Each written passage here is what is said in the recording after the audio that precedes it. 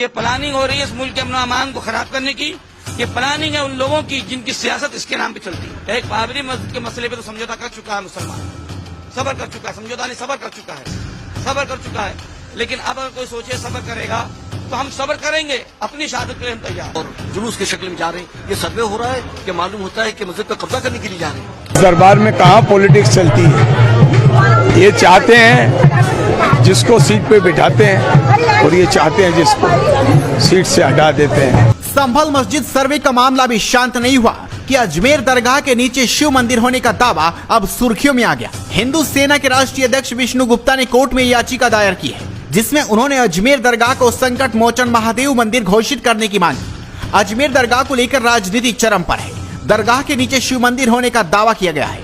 اس کو لے کر نچلی عدالت میں ایک یاچیکا بھی ڈالی گئی جس پر کورٹ سنوائی کے لیے راضی بھی ہو گیا. جس کے بعد سے راجنیتک بحث بھی چھڑ گئی کیونکہ متھرا وارانسی میں مسجدوں اور درگاہ پر اسی طرح کے دعوے کیے گئے ہیں.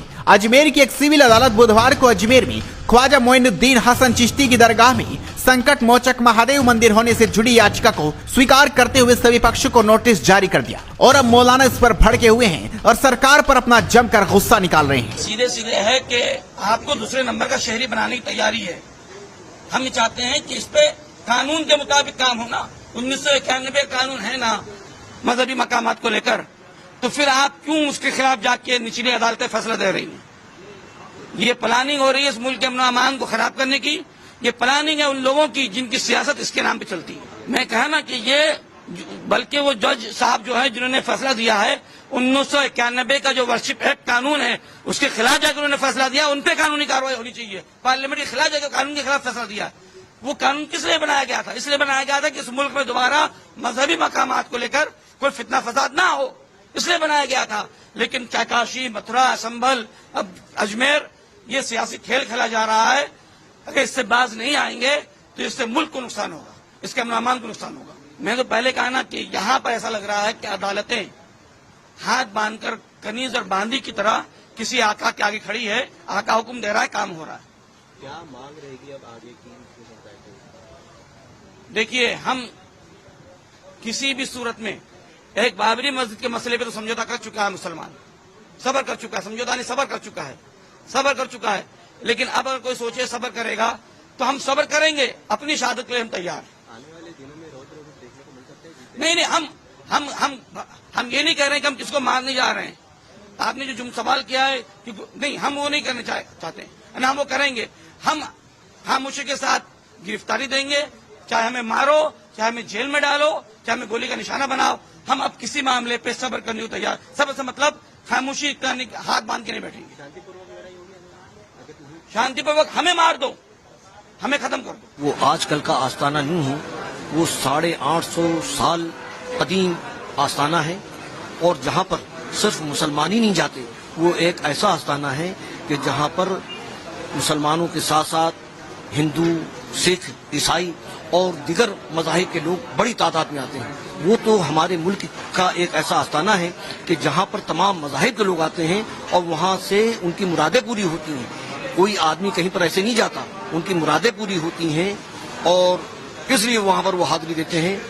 تو وہاں کے تعلق سے یہ کورٹ کی طرف جانا اور کورٹ کا آرڈر کرنا, اس سے نہ صرف مسلمانوں کی بلکہ تمام مذاہب کے, تمام مذہب کے ماننے والوں کے, تمام غریب نواز کے عاشقوں کو دلی تکلیف پہنچی ہے. وہ رنجیدہ ہیں اور اس سے پوری دنیا میں ہمارے ملک کا کو بدنامی کے علاوہ کوئی چیز ہاتھ نہیں ہے. سوشل میڈیا پر جو ویڈیو وائرل ہو رہے ہیں وہ تو بالکل جگ ظاہر ہیں کہ کون پتھر مار رہا ہے, کون گولی چلا رہا ہے, کتنوں کی جانیں چلی گئی ہیں. یعنی جو کچھ بھی ہے وہ ویڈیو بتا رہے ہیں. تو اس کے ساتھ ساتھ ہم یہ کہیں گے کہ پولیس اگر چاہے اور حکومت اگر چاہے تو یہ تمام چیزوں پر قابو پایا جا سکتا ہے. سروے ایک مرتبہ ہو گیا, دوبارہ سروے ہو رہا ہے اور سروے کرنے کے لیے کس طریقے سے جا رہے ہیں وہ تمام چیزوں وہ ویڈیو کے اندر موجود ہے. نعرے لگ رہے ہیں اور جلوس کی شکل میں جا رہے ہیں. یہ سروے ہو رہا ہے کہ معلوم ہوتا ہے کہ مسجد پر قبضہ کرنے کے لیے جا رہے ہیں. تو اس قسم کی حرکتوں سے بعض لوگوں کو رہنا چاہیے اور حکومت کو ایسے لوگوں کو باز رکھنا چاہیے. اس سے امن و امان برقرار رہے گا. کسی قسم کا کوئی لڑائی جھگڑا فساد نہیں ہوگا.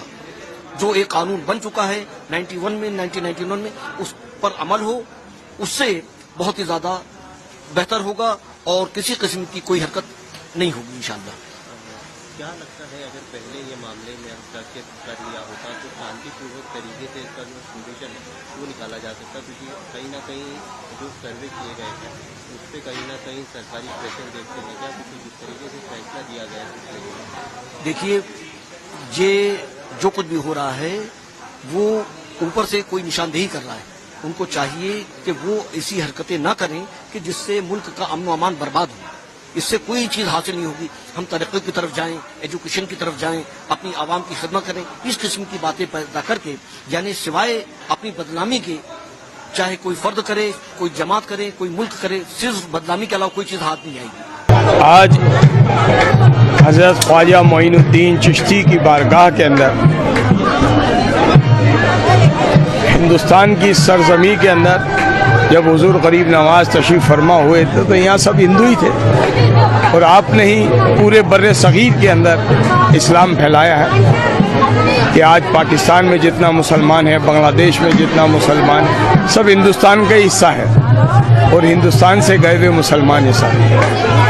آج ہندوستان میں جتنا مسلمان ہے وہ بھی سب ہندو تھے، اور کلمہ شہادت پڑھ کر غریب نواز کے وسیلے سے اللہ تعالیٰ نے ان کو صاحب ایمان، صاحب نصیب کیا۔